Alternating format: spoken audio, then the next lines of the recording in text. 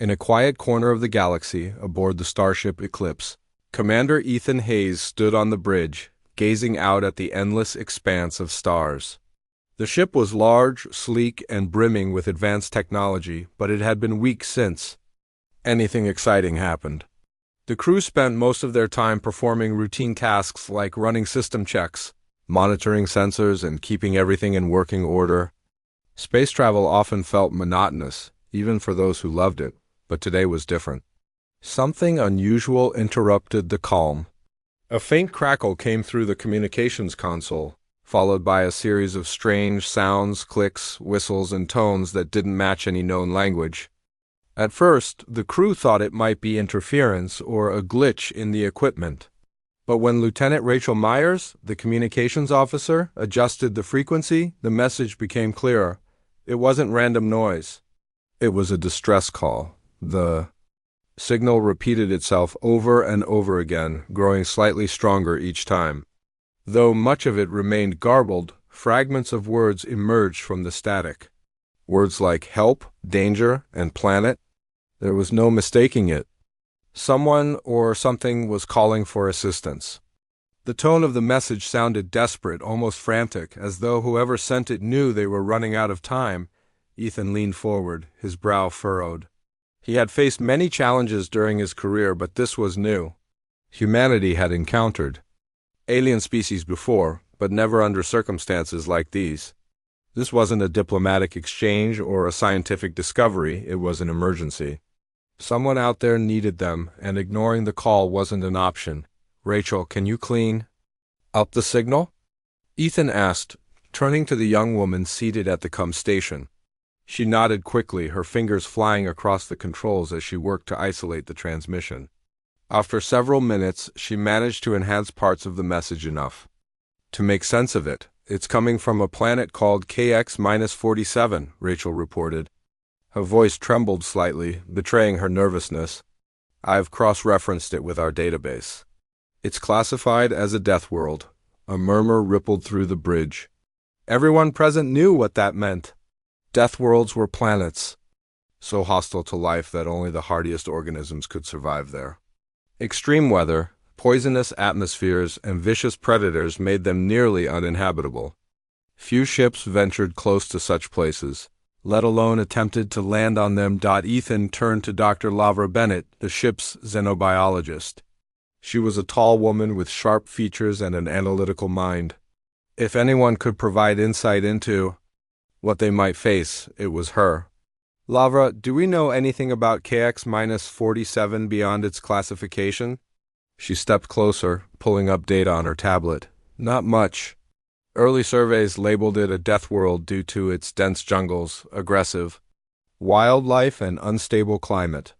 Some researchers believed it might harbor intelligent life, but no one pursued further investigation because of the risks involved. So we're dealing with the unknown, Ethan said aloud, more to himself than to anyone else. He paced back and forth, weighing their options. On one hand, responding to the SOS could save lives. On the other, sending personnel to a death world was incredibly dangerous. Lives could be lost, not just human ones, but potentially those already struggling to survive on KX-47. Lieutenant Rachel spoke up hesitantly. Commander, if we don't go, whoever sent that signal might not last long. And if they're intelligent beings, isn't it our duty to help? Her words struck a chord with Ethan. Humanity prided itself on exploration and compassion. To turn away now would contradict everything they stood for. Still, he couldn't ignore the dangers. Before making a decision, he called for a meeting with key members of the crew to discuss the situation. In the briefing room, tensions ran high. Chief Engineer Kevin Doyle voiced his concerns immediately. We don't have enough information about the planet's conditions. Our equipment wasn't designed for environments like that. If something goes wrong, we won't have backup. Corporal Daniel Carter, head of security, agreed. And what about the wildlife? We've seen reports of creatures big enough to swallow a shuttle whole. How are we supposed to protect ourselves against that? Dr. LeVar chimed in, offering a different perspective. While I share your concerns, think about what this could mean.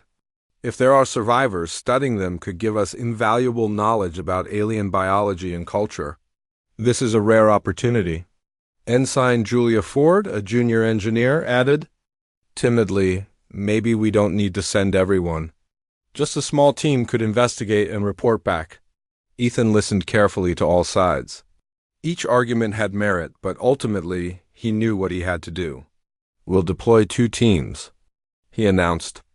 One will focus on gathering intel and locating the source of the signal. The other will stay nearby to provide support. We'll also send probes ahead to map the area and assess potential threats. Does anyone object? No one did, though some exchanged uneasy glances. Preparations began immediately. The crew worked around the clock to ready the dropships and equip the teams with survival gear. Weapons were checked, medical supplies packed, and environmental suits tested. Everyone understood the gravity of the mission, and the weight of responsibility hung heavy in the air. As the fleet approached KX-47, the planet loomed larger in the viewport. Its surface was shrouded in thick clouds, making it impossible to see details. Lightning flashed within the atmosphere, illuminating patches of green and brown beneath. Sensors detected massive heat signatures moving across the terrain, hinting at the presence of enormous creatures. Despite the ominous signs, Ethan refused to let fear dictate his actions. When the moment came to launch the dropships, Ethan addressed the crew one final time. This mission won't be easy, he said firmly, but remember why we're here. We represent humanity, not just its strength, but its compassion.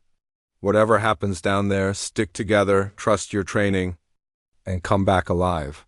With that, the teams boarded their vessels and descended toward the mysterious world below. As the dropships pierced the cloud layer, the true scope of KX-47 revealed itself.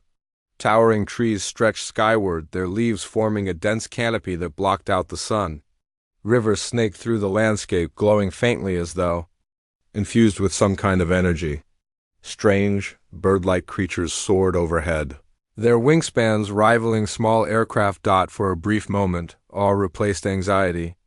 The planet was both beautiful and terrifying, a paradox of creation and destruction, but the beauty didn't last long.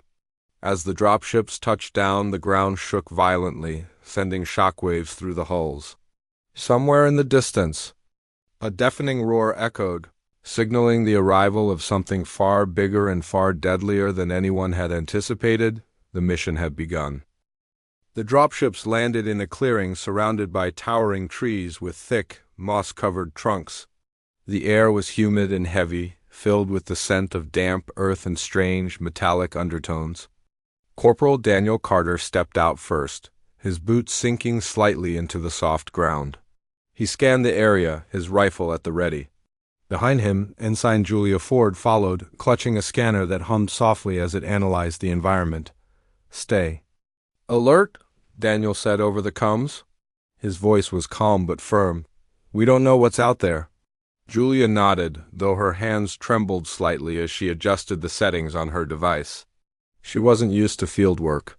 Most of her time was spent in the engine room, fixing machines and troubleshooting technical issues. But when volunteers were needed for this mission, she had stepped forward. She wanted to prove herself, to show that she could handle more than just wrenches and circuits. The rest of the team fanned out, their movements careful and deliberate. They wore environmental suits designed to protect against toxins and extreme temperatures, but the suits weren't foolproof. If something went wrong, they'd be exposed to whatever dangers lurked in this alien world. As they moved deeper into the jungle, the sounds around them grew louder. Insects buzzed incessantly, some emitting high-pitched whines that made Julia's ears ache. Birds or creatures resembling birds called to each other from above, their cries echoing through the canopy. Every step revealed new sights. Vines as thick as tree branches, flowers that glowed faintly in shades of blue and green, and pools of water that shimmered unnaturally. Despite the beauty, an undercurrent of menace permeated everything. The team couldn't shake the feeling that they were being watched. Eyes seemed to peer at them from the shadows, though none of them could pinpoint exactly where. "This place feels alive," Julia murmured, glancing nervously at the towering plants around them, like it's watching us. Daniel didn't respond immediately. He was too busy scanning the area for signs of movement. Finally, he spoke. Focus on the mission. We need to find the source of the signal.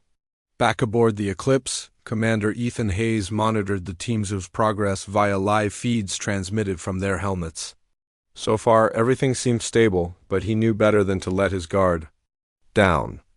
Deathworlds earned their name for a reason, and KX-47 was proving no exception. Dr. LeVar Bennett stood beside him, studying the data streaming in from the probes sent ahead of the teams. Her expression was troubled.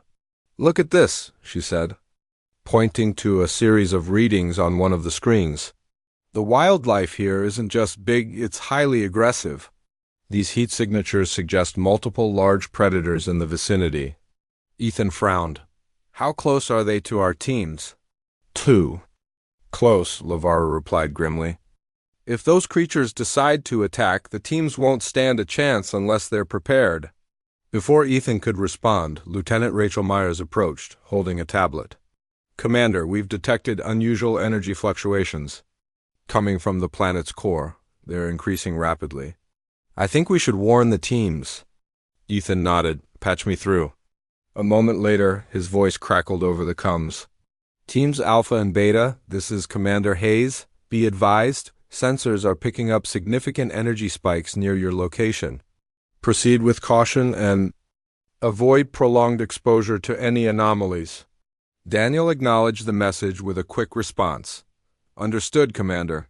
Moving forward cautiously.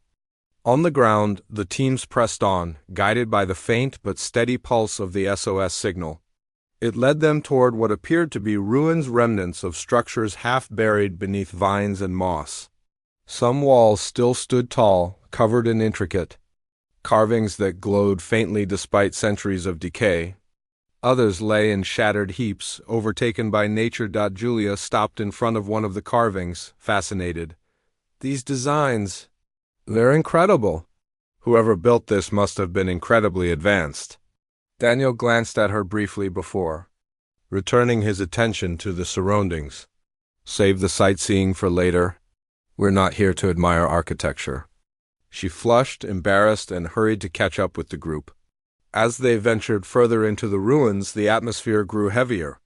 The air seemed charged, making the hairs on their arms stand on end. Strange symbols etched into the stone pulsed with light, casting eerie shadows across the ground. Suddenly, the ground shook violently, nearly knocking Julia off her feet. A deep rumble echoed through the ruins, followed by a deafening roar that sent birds scattering into the sky. The team froze, weapons raised, as something massive crashed through the jungle nearby. What was that? Someone whispered hoarsely. I don't know, Daniel replied, his voice tight with tension. But it's heading this way. Through the dense foliage, they caught glimpses of the creature, a hulking beast with armored skin and jagged spines running down its back. Its eyes glowed red and saliva dripped from its razor-sharp teeth.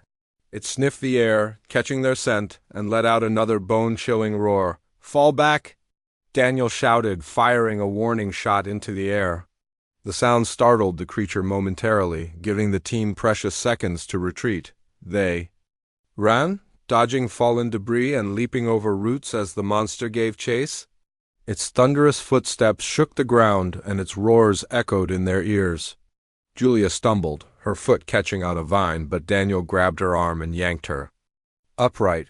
Keep moving, he urged, pulling her along. Finally, they reached a narrow crevice between two crumbling walls. The opening was too small for the creature to follow, so they squeezed inside, hearts pounding. Outside, the beast slammed against the stones, roaring. In frustration, before eventually retreating into the jungle, for several minutes no one spoke. They simply leaned against the walls, trying to catch their breath and process what had just happened.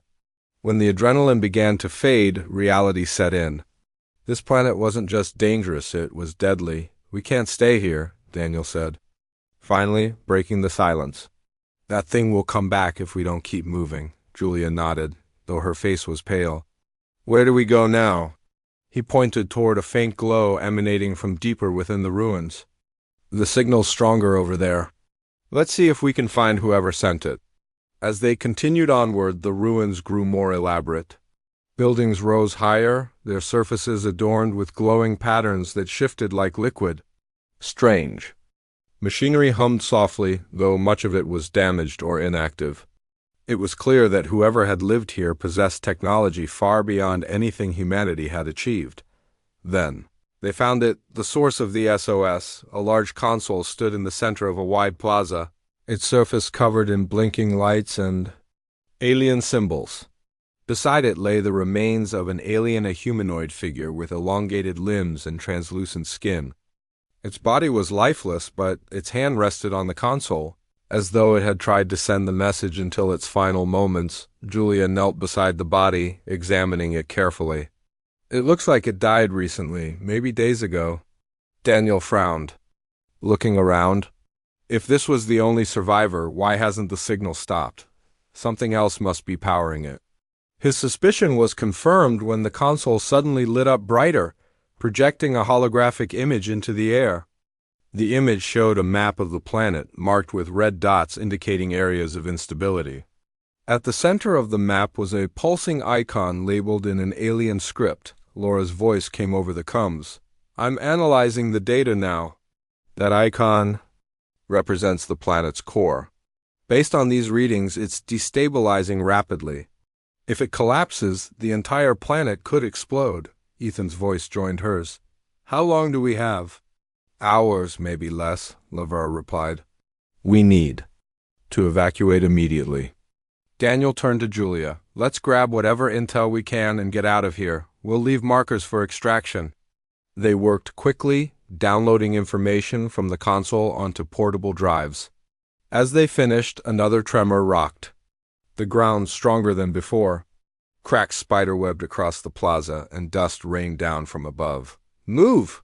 Daniel yelled, ushering the team toward the exit. Behind them, the ruins began to collapse, massive chunks of stone tumbling to the ground. They sprinted through the jungle, dodging falling trees and fleeing from the chaos unfolding around them. The planet itself seemed to be dying, its fury unleashed in violent bursts of destruction. When they finally reached the rendezvous point, the dropships were waiting. Exhausted but alive, the team climbed aboard as the engines roared to life. Below, KX-47 convulsed, its once majestic landscape reduced to a chaotic wasteland dot as the ships ascended. Daniel looked down at the dying world, his mind racing. They had uncovered secrets, faced unimaginable danger, and barely escaped with their lives. But one question lingered. What had driven the aliens to summon help in their final moments? And what role would humanity play in the events yet to unfold? Now, survival was enough. But the answers they sought and the challenges they would face were far from over. The dropships soared upward, leaving the chaos of KX-47 behind. The planet's surface was now a blur of green and brown beneath them, dotted with flashes of light as sections of the jungle collapsed into the widening fissures below. Inside the cramped cabin, the team sat in silence, their faces pale and streaked with dirt. No one spoke. The weight of what they had just experienced hung heavy in the air. Corporal Daniel Carter stared out the window, his mind racing. He couldn't stop thinking about the alien body they had found slumped over the console. Something about it didn't sit right with him. Why would someone or something keep sending an SOS long after their death? It wasn't natural. And then there was the map projected by the console, the pulsing icon marking the planet's core. If Dr. LeVar Bennett was correct, the entire world was on the brink of destruction. But why? Was it natural decay, or had the aliens done this to themselves? Ensign Julia Ford sat beside him, clutching the portable drives they had salvaged from the ruins. Her hands trembled slightly, though she tried to hide it by adjusting her gloves. "Do you think we got everything we needed?" she asked quietly, breaking the silence. Daniel glanced at her. "It's hard to say. We'll have to let the experts figure that out. For now we did our job?" Julia nodded but didn't look convinced. She had been so eager to prove herself when she volunteered for the mission, but now she felt small and insignificant in the face of what they had witnessed. The scale of KX-47's collapse and the secrets buried within its ruins was far beyond anything she had imagined. When the dropships docked with the Eclipse, the crew disembarked quickly, greeted by medical personnel who checked them for injuries and exposure. Commander Ethan Hayes waited nearby, his arms crossed and his expression unreadable. As soon as the team finished their evaluations, he motioned for them to follow him to the briefing room. Inside, the atmosphere was tense. Maps of KX-47 were displayed on the walls, along with data streams showing the planet's deteriorating condition. Dr. Lavra Bennett stood at the front of the room, pointing to graphs that illustrated the increasing energy spikes emanating from the core. Chief Engineer Kevin Doyle leaned against the wall, frowning deeply, while Lieutenant Rachel Myers typed furiously on her tablet. "All right," Ethan began, addressing the group. "Let's go over what we know. Corporal Carter, Ensign Ford, you found the source of the signal. Tell us what you saw." Daniel stepped forward, his voice steady despite the exhaustion written across his face. "We located a functioning console in the middle of some ancient ruins. It was still active, even though the alien operating it was dead. From what we gathered, the message has been looping automatically for who knows how long. The console also projected a holographic map showing instability spreading outward from the planet's core." He paused, glancing at Julia. She held up the portable drives. "We downloaded all the data we could. Hopefully it'll give us more answers," Ethan nodded. "Good work. Dr. Bennett, what can you tell us about the core?" Lavra turned to the screen behind her, tapping a few keys to bring up a detailed analysis. "Based on the readings, the core is undergoing a catastrophic reaction. Think of it like a runaway engine. It's producing too much energy, and the planet can't contain it. If this continues unchecked, KX-47 will explode, taking everything with it." Kevin interrupted, his tone sharp. "And you're telling me this happened naturally?" "No way. These energy levels are off the charts. Something or someone triggered this."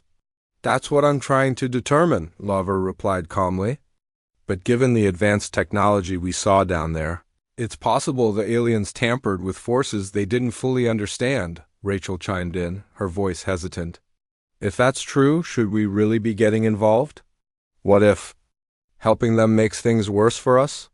Her question hung in the air, unanswered. Everyone knew the risks of intervening further, but ignoring the situation felt wrong. Humanity prided itself on compassion and exploration. Turning away now would feel like a betrayal of those values. Ethan broke the silence. "We need to focus on the immediate problem, the surviving aliens. If there are any left, we owe it to them to try and help. At the same time, we need to figure out exactly what caused this disaster." Lavra, start analyzing the data from the drives. "Kevin, prepare contingency plans in case the ship needs to make an emergency jump. Rachel, monitor communications for any additional signals. We don't have much time." As the meeting ended, the crew dispersed to carry out their tasks. Daniel and Julia stayed behind, lingering near the door.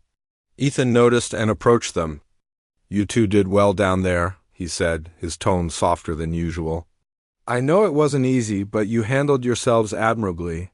"Thank you, Commander," Daniel replied. "But I can't shake the feeling that we're missing something important.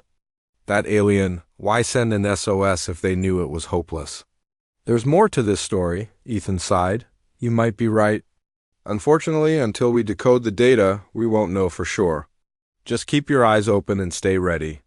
Meanwhile, aboard the Eclipse, the rescued aliens were being housed in a secure section of the ship. They were unlike anything anyone had ever seen: tall, slender beings with elongated limbs and translucent skin that shimmered faintly under the artificial lights. Their eyes were large and black, giving them an otherworldly appearance. Most of them remained silent, communicating through gestures and subtle shifts in posture. Dr. Lovrar spent hours observing them, trying to learn more about their biology and culture. One of the survivors, identified as Zorath, seemed willing to cooperate. Through telepathic communication, a skill Lavra found both fascinating and unsettling, he shared fragments of his people's history. "The signal. It was not meant for rescue," Zorath explained, his thoughts forming images in Laura's mind rather than words. It was a warning. Our experiments, they failed. The core. Unstable. We sought aid only because we hoped others might survive where we could not.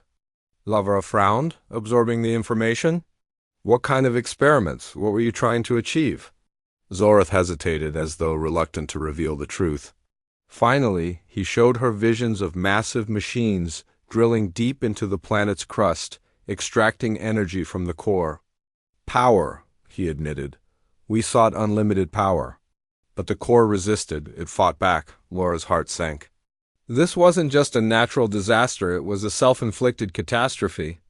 The aliens' greed and recklessness had doomed their world.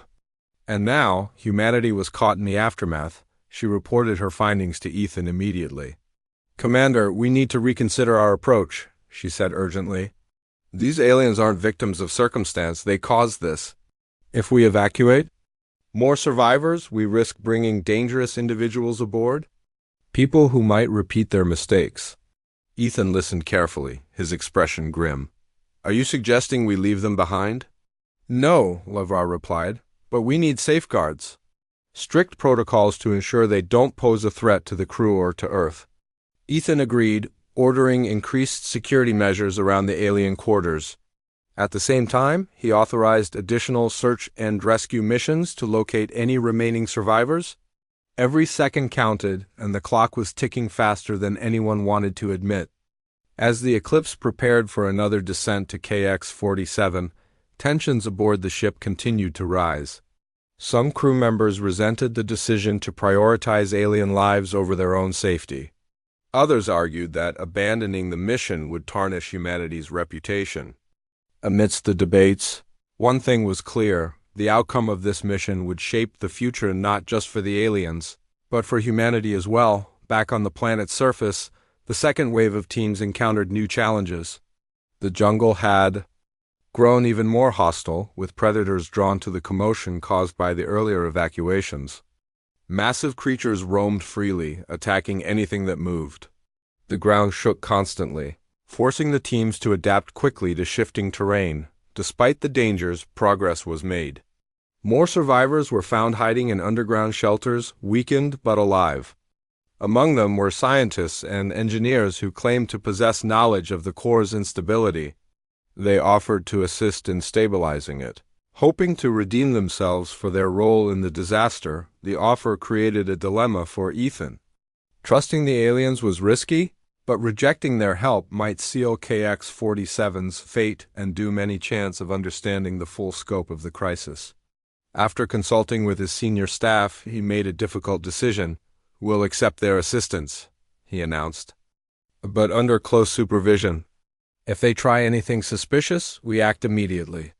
With the aliens' cooperation, efforts to stabilize the core began. Portable generators were deployed to siphon excess energy, while engineers worked tirelessly to recalibrate the failing systems. Progress was slow and fraught with setbacks, but hope flickered faintly on the horizon. For Daniel and Julia, the experience was transformative. They had started the mission as ordinary crew members, unsure of their place in the grand scheme of things. Now they found themselves at the center of a struggle that transcended worlds. Each decision they made carried weight, each action rippling outward with consequences they couldn't fully predict. As the hours ticked by, the fate of KX-47 and perhaps humanity itself hung precariously in the balance. The planet groaned and shuddered, its core a ticking time bomb waiting to unleash devastation. Yet Ami. The race to stabilize KX-47's core had become a desperate scramble against time. Every second felt heavier than the last, as though the planet itself was breathing down their necks, urging them to hurry or fail. "Aboard the Eclipse, Commander." Ethan Hayes paced the bridge, his eyes glued to the screens displaying real-time updates from the surface. The energy spikes emanating from the core were growing more erratic, and tremors rocked the planet with increasing frequency. If they couldn't find a way to contain the reaction soon, it wouldn't just be KX-47 that was lost. The shockwave could endanger the fleet as well. On the ground, the combined human-alien team worked tirelessly to implement a solution. Portable generators hummed loudly, siphoning off excess energy from the core in an attempt to slow its destabilization. Alien engineers directed operations, their movements precise but hurried, while Chief Engineer Kevin Doyle oversaw the human side of things. He barked orders at his crew, ensuring every piece of equipment functioned perfectly under the immense strain. Despite their efforts, progress was painfully slow. Each small victory felt like a drop in an ocean of chaos. Corporal Daniel Carter stood guard near the edge of the makeshift command center, his rifle slung across his chest. His job was to protect the engineers, but his mind kept drifting back to the aliens' admission that this disaster was entirely their fault. Trusting them now felt risky, even if they seemed genuinely remorseful. "How do we know they're not planning something?" he muttered to Ensign Julia Ford, who was crouched nearby, monitoring one of the generators. Julia glanced up, her face streaked with dirt and sweat. "Do we have a choice? Without their help, we'd already be done." Daniel didn't respond immediately. She wasn't wrong, but that didn't make him feel any better about relying on beings whose actions had nearly destroyed their own world. Still, there was no time for doubt. They had to focus on surviving. Back aboard the Eclipse, Dr. Lavara Bennett worked feverishly to decode the data recovered from the alien console. Her lab was cluttered with tablets, wires, and holographic projections displaying streams of alien symbols. Lieutenant Rachel Myers assisted her, typing furiously as she cross-referenced patterns in the code. The information was dense and complex, but slowly, pieces began falling into place. "Look at this," Lavara said suddenly, pointing to a section of text highlighted on one of the screens. "It's a log entry from one of their scientists. They knew the core was unstable months ago, but kept pushing their experiments anyway. They thought they could control it," Rachel frowned. "So they gambled with their entire planet and lost," Lavara nodded grimly. "And now we're dealing with the fallout. But there's more here, something about a fail-safe mechanism built into the core. If we can activate it, it might buy us enough time to evacuate everyone." Excited by the discovery, Rachel relayed the news to Ethan immediately. "Commander, Dr. Bennett thinks she's found a way to delay the collapse. There's a fail-safe system embedded in the core. It's inactive right now, but if we can turn it on, it could stabilize the energy output temporarily." Ethan didn't hesitate. "Tell her to send the coordinates. We'll get someone down there ASAP." Within minutes, a small team including Daniel and Julia was dispatched to locate the fail-safe mechanism. Armed with the decoded instructions, they navigated through the crumbling ruins toward what appeared to be a secondary control hub buried deep beneath the surface. The journey was treacherous. The ground quaked constantly, sending debris raining down around them. Strange creatures scurried in the shadows, drawn by the commotion, forcing Daniel to stay vigilant. When they finally reached the underground chamber, they found themselves standing before a massive machine covered in glowing panels and pulsating conduits. Alien script scrolled across its surface, shifting and changing as though alive. Julia approached cautiously, scanning the device with her handheld analyzer. "This has to be it," she said, her voice tinged with awe. "But activating it won't be easy." Daniel scanned the area, his finger resting lightly on the trigger of his rifle. "Then let's figure it out fast. This place doesn't feel safe." Julia knelt beside the machine, comparing its layout to the schematics provided by Lavra. After several tense minutes, she identified the sequence needed to activate the failsafe. "I think I've got it," she announced, her hands trembling. Slightly as she pressed the first panel, nothing happened. She tried again, adjusting the sequence based on new readings from her scanner. This time the machine roared to life, its lights flashing brightly as power surged through its systems. "Yes!" Julia exclaimed, relief washing over her face. But her celebration was short-lived. The activation triggered a violent reaction. In the surrounding structure, alarms blared, and the walls began to buckle under the strain. Dust and chunks of rock rained down from above, forcing the team to retreat quickly. "We need to move," Daniel shouted, grabbing Julia's arm and pulling her toward the exit. Behind them, the chamber collapsed entirely, sealing off the machine but leaving the fail-safe operational. As they emerged into the open air, exhausted and covered in dust, they reported back to the Eclipse. Ethan confirmed that the energy fluctuations had stabilized for now. It wasn't a permanent fix, but it gave them a crucial window of opportunity. With the temporary reprieve, evacuation efforts intensified. Dropships ferried survivors from the surface to the fleet in rapid succession, each vessel packed to capacity. Tensions among the crew remained high, however.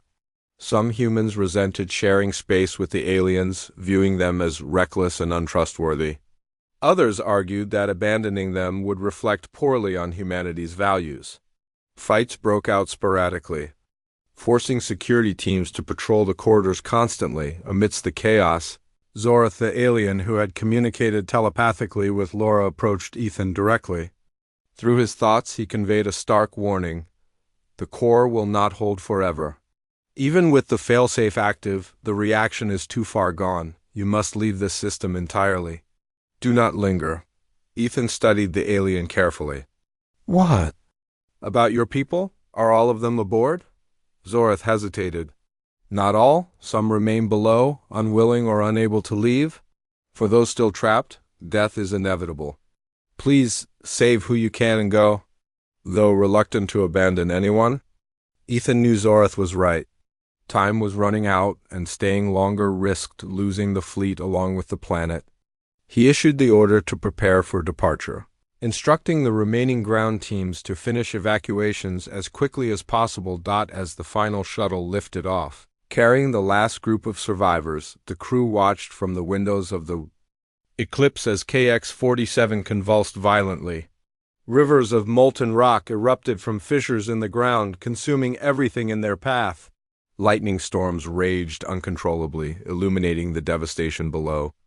The once majestic world was being torn apart from within, its beauty reduced to ruin. When the fleet reached a safe distance, the planet exploded in a blinding flash of light, releasing a shockwave that rippled outward through space. The crew shielded their eyes, overwhelmed by the sheer force of the destruction. When the light faded, only debris remained, a grim reminder of what had been lost. In the aftermath, emotions aboard the Eclipse were mixed. Relief mingled with sorrow, pride with uncertainty. They had saved hundreds of lives, both human and alien, but at great cost. Many questions lingered unanswered. What would happen to the rescued aliens? Could humanity trust them after what they had done?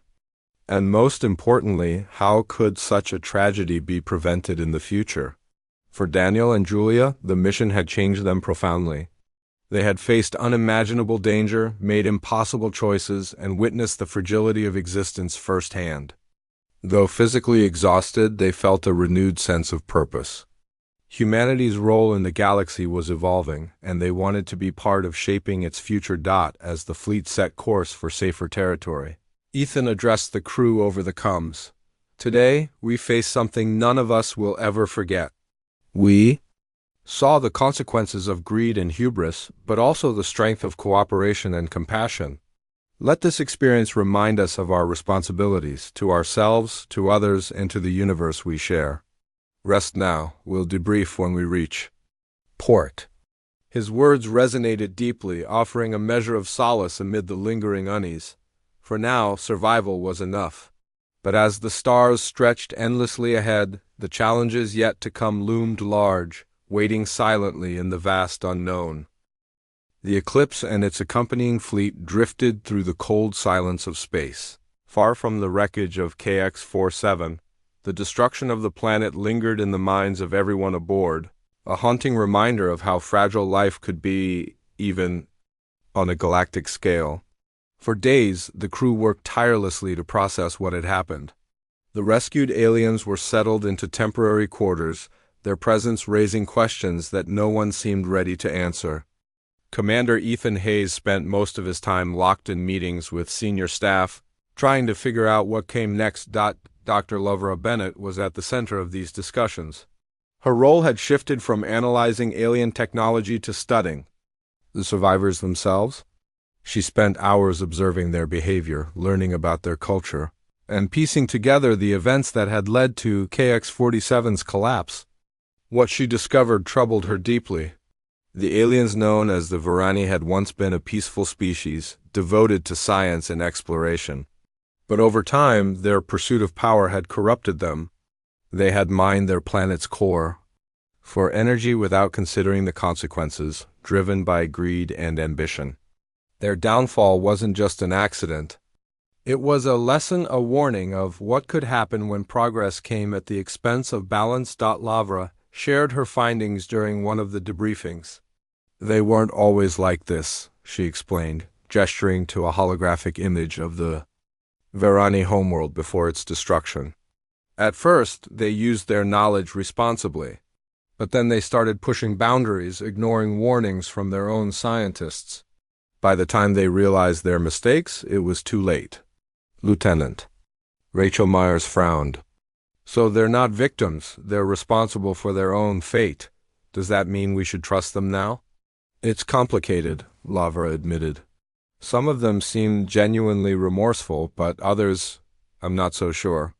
We need to proceed carefully. Ethan nodded thoughtfully. We'll keep them under observation for now. If they want to earn our trust, they'll have to prove themselves. Meanwhile, tensions among the human crew continued to simmer. Many resented sharing limited resources with the aliens, especially since the mission had already put their lives at risk. Arguments broke out in the mess hall, and some crew members refused to work alongside the Varani. Chief Engineer Kevin Doyle voiced his concerns openly during one of the meetings. Commander, morale is low. People are scared. They don't know what to think about having these strangers aboard. If we don't address this soon, it could lead to bigger problems. Ethan understood the gravity of the situation. I hear you, Kevin, but remember why we're here. Humanity has always prided itself on compassion and curiosity. Turning our backs on those who need help goes against everything we stand for. Kevin sighed, rubbing his temples. I get that. But compassion doesn't mean blind trust. These aliens destroyed their own world. Who's to say they won't do the same to ours? It was a valid concern, one that Ethan couldn't ignore. He ordered increased security measures around the alien quarters and assigned additional personnel to monitor their activities. At the same time, he encouraged open dialogue between humans and Varani, hoping to foster understanding or at least prevent further conflict. Corporal Daniel Carter found himself caught in the middle of these tensions. As head of security, it was his job to ensure the safety of both humans and aliens. But maintaining order was easier said than done. Some of his team viewed the Varani as prisoners rather than refugees, treating them with suspicion and hostility. Others, like Ensign Julia Ford, believed that cooperation was the only way forward. Daniel, we can't let fear dictate our actions, Julia argued one evening as they reviewed patrol schedules. These people lost their home. They're scared too. If we shut them out, we're no better than they were. I'm not saying we should shut them out, Daniel replied, his tone measured but firm. But we also can't afford to lower our guard. Not after what happened on KX-47. Julia hesitated, knowing he had a point. Still, she couldn't shake the feeling that humanity had a responsibility to rise above fear and prejudice. Maybe there's a middle ground, she suggested. What if we focused on finding common ground, building trust instead of walls? Her words stayed with Daniel long after their conversation ended. He began paying closer attention to the interactions between humans and Varani, looking for opportunities to bridge the gap. One day, while patrolling the corridors near the alien quarters, he noticed Zorath, the telepathic Varani who had warned them about the planet's impending collapse, standing alone by a viewport, gazing silently at the stars. Curiosity got the better of him and he approached cautiously. Mind if I join you? Daniel asked, keeping his voice neutral. Zorath turned slightly, his large black eyes meeting Daniel's. Though he didn't speak aloud, his thoughts conveyed a sense of gratitude. You may stay? For several minutes, neither of them said anything. They simply stood side by side, watching the endless expanse of space stretch before them. Finally, Daniel broke the silence. Do you miss it? Your home? Zorath's expression darkened. It is gone. There is nothing left to miss, but you must have memories. Daniel pressed gently. Good ones, bad ones. Doesn't matter. Memories are all we have sometimes. After a long pause, Zorath responded, "Yes, memories remain.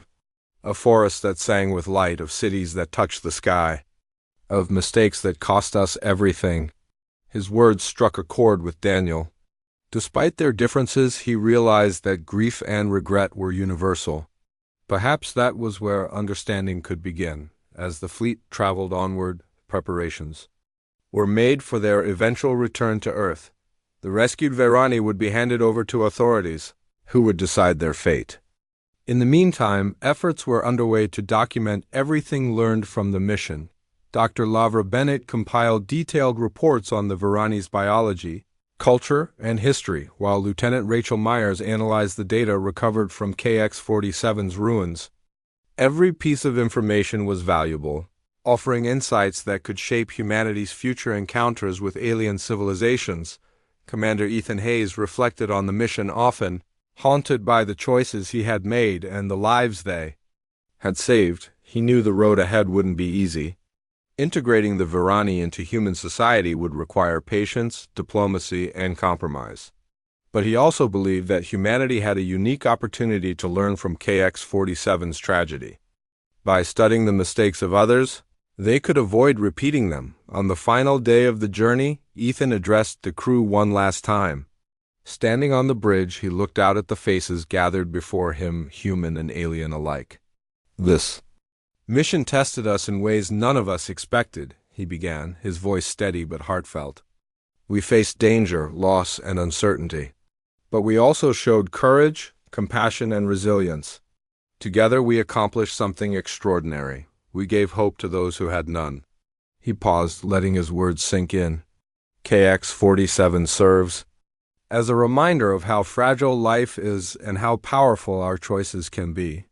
Whether we succeed or fail depends on the lessons we take away from experiences like this. Let's honor the sacrifices made not just by us, but by the Verani, by using what we've learned to build a better future.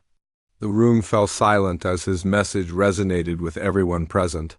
For the first time in weeks, there was a sense of unity aboard the Eclipse. Though challenges lay ahead, the crew felt a renewed determination to move forward together. When the fleet finally docked at Earth's orbital station, the arrival was met with a mix of excitement and apprehension. Reporters swarmed the landing bay, eager for details about the mission. Politicians debated the implications of housing alien refugees, while scientists clamored for access to the data collected. Amidst the chaos, Ethan reminded himself of one simple truth: humanity's story was still being written. And every choice they made, from how they treated the Verani to how they applied the lessons of KX-47, would shape the chapters yet to come. As the crew disembarked, Daniel and Julia exchanged a glance. Both had changed profoundly during the mission, their perspectives broadened by the challenges they had faced. Whatever the future held, they knew they were ready to face it, not just as individuals, but as part of something greater. And somewhere beyond the stars, other signals awaited, some seeking salvation, others perhaps carrying warnings. Humanity's journey was far from over, and the echoes of KX-47 would guide them as they ventured into the unknown.